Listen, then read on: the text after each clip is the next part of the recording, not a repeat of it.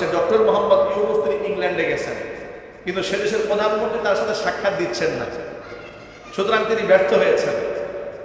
তিনি যে মিশন নিয়ে ইংল্যান্ডে গিয়েছেন, এটা বাংলাদেশের গার্জিয়ান হিসেবে এটা গোটা বাংলাদেশের মানুষের জন্য, এই রাষ্ট্রের জন্য এক যুগান্তকারী পদক্ষেপ।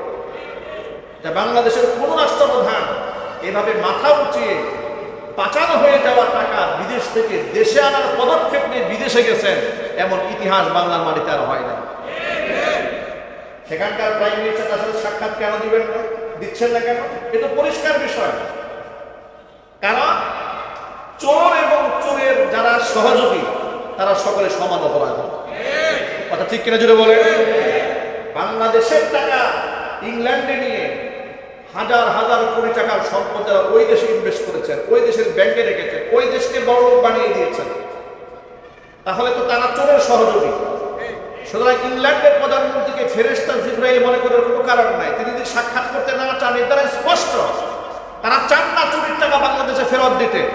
কিন্তু নীতি নৈতিকতার দিক থেকে ডক্টর মোহাম্মদ ইউনূস বাংলাদেশের গার্জিয়ান হিসেবে এক শ্রেষ্ঠ ভূমিকা রাখার কারণে তিনি প্রশংসার দাবিদার। কথা বলতে হবে, ঠিক কিনা জুড়ে বলে? এই যে আমাদের দেশে দেখেছেন এক সাবেক ভূমিমন্ত্রী ছিলেন, নাম কি জানো কি, সাইফুজ্জামান নাকি, ওই বিদেশে যুক্তরাজ্যে শুনলাম যে শত শত বাড়ি কিনেছে। বাংলাদেশের মানুষ, একজন মন্ত্রী বিদেশে শত শত বাড়ি কিনেছে, দুবাইতে কিনেছে, হাজার হাজার হাজার হাজার কোটি টাকার মালিক হয়েছে, রাষ্ট্রের টাকা বিদেশে পাচার করে নিয়ে গেছে। কতগুলো? 360টা এক দেশে কিনেছে, সর্বোচ্চ 500-র উপরে বাড়ি কিনেছে, 500-এর উপরে বাড়ি কিনেছে একজন ব্যক্তি। এই পৃথিবীতে আমার অসংখ্য মানুষ আছে। রেল স্টেশনে দেখলাম, গতকালকে দেখেছি এক মেয়ে, ছোট্ট একটা বাচ্চা, তার বাচ্চাকে নিয়ে রেল স্টেশনে শুয়ে আছে। সাংবাদিক জিজ্ঞেস করছে, আপনি থাকেন কোথায়? বলছে, আমি রেল স্টেশনে থাকি। তো আপনি যে এখানে শুয়ে থাকেন, আপনার বাচ্চা হয় কোথায়? বলে, আমি থাকি ফ্লোরে, বাচ্চা থাকে আমার বুকে। সুবহানাল্লাহ। এই কথাটা আমার খুব হৃদয় লেগেছে। মহিলা বলছে, আমি ফ্লোরে থাকি স্টেশনে, কিন্তু আমার বাচ্চাকে আমি ফ্লোরে শোয়াই না, বাচ্চাকে আমার বুকে রাখি। আল্লাহু আকবার বলে। যে দেশে মানুষেরা একটু থাকার ঘর পায় না, একটু শোয়ার জায়গা পায় না, মাথা গুঁজার ঠাঁই নাই, সে দেশে একটা মন্ত্রী শত শত বাড়ির মালিক হয়। আমাদের রাষ্ট্র ব্যবস্থাপনার মধ্যে কারাপশন, দুর্নীতি, এটা এই পর্যায়ে পৌঁছে গিয়েছে, রন্ধ্রে রন্ধ্রে ঢুকে গেছে। দুর্নীতি করে অবৈধ ইনকাম করাটাকে মানুষ এখন দূষণীয় মনে করে না, বলে জামাইয়ের বেতন কম হলে কি হবে, উপরি ইনকাম আছে অনেক বেশি।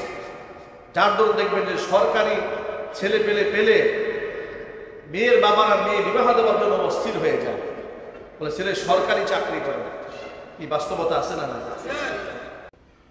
জানি বেতন কম, এরপরও পাগল হয় কেন? বেতন কম হলে কি হবে, উপরি ইনকাম আছে অনেক বেশি। নাউজুবিল্লাহ। আর চিৎকার দিয়ে বলে নাউজুবিল্লাহ। কয়েকদিন আগে দেখেছেন তাদের সচিবরা আন্দোলন করছে কেন?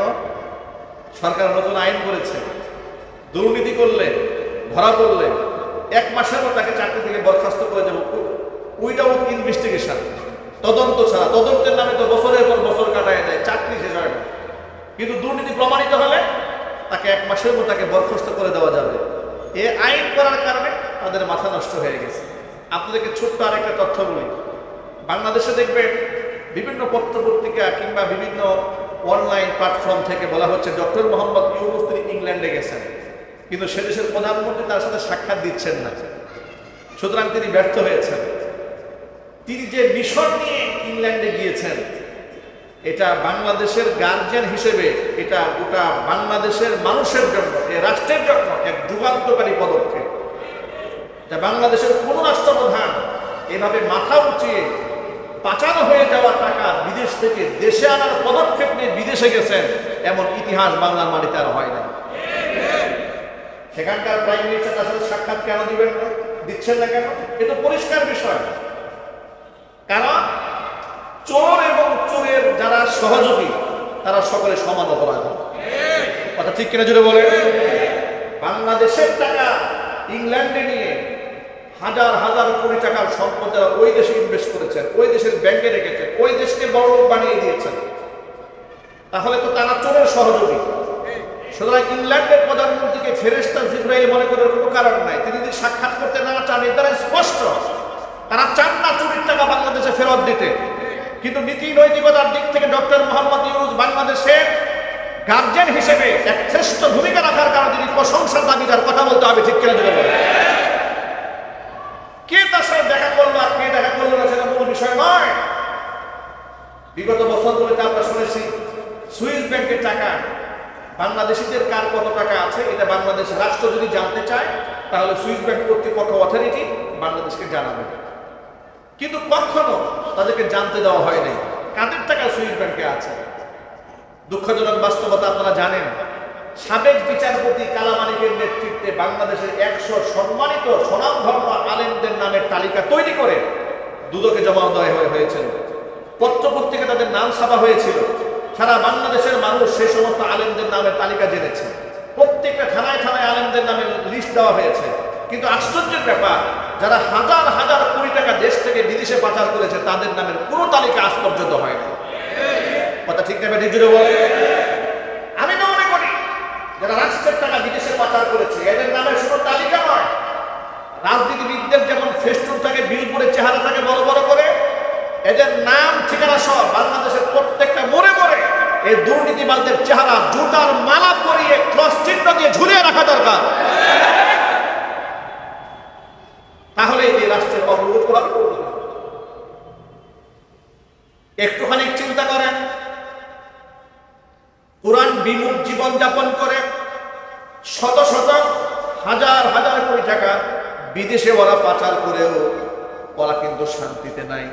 ওদের কি শান্তি আছে? আরো জোরে বলেন। দেশের টাকা বিদেশে নিয়ে গেছে। শুনতে পেলাম যুক্তরাজ্যে ভূমিমন্ত্রীর যতগুলা সম্পদ আছে সব সরকারিভাবে বাজেয়াপ্ত করা হয়েছে। ডক্টর মোহাম্মদ ইউনূস বাংলাদেশ থেকে ইংল্যান্ডে যাওয়ার পরে সেখানকার দুর্নীতি দমন কমিশনকে, সেখানকার দায়িত্বশীল ব্যক্তিদেরকে অনুরোধ জানাবার পরে তার সমস্ত সম্পদ তারা জব্দ করেছেন। এটা বাংলাদেশের জন্য বিরাট একটা অর্জন। এভাবে পৃথিবীর বিভিন্ন দেশে পাচার হওয়া টাকা বাংলাদেশে ব্যাক করে আনা যেত, তাহলে এই বাংলাদেশে একটা পদ্মা সেতু না, পদ্মা সেতু দিয়ে গোটা দেশ ভরে ফেলা যেত। ঠিক কিনা যেটা বলেন?